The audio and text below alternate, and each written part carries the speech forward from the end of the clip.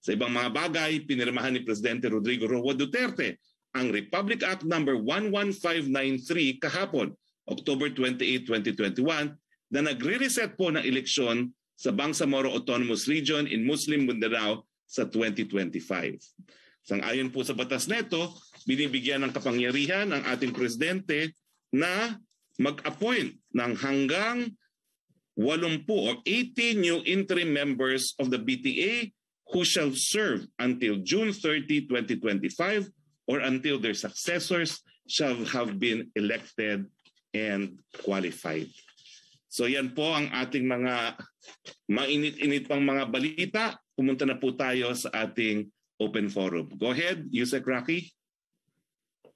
Yes, good afternoon, Secretary Roque. Ang una pong tanong mula kay Robina Asido sa Daily Manila Shimbun. Yung first question po niya na nasagot na daw po ito, yung about ASEAN. Number 2 question po niya, second question niya, is it true that President Duterte is being asked by PDP Laban to run for senator? Similar question po niya with JP Soriano ng GMA News, Chris Jose ng Remate. At follow-up po ni Chris Jose, sa tingin ninyo mapagbibigyan ba ng Pangulo ang panghihikayat na ito ng partido? At may plano ba talaga si Pangulong Duterte na magretiro na sa politika?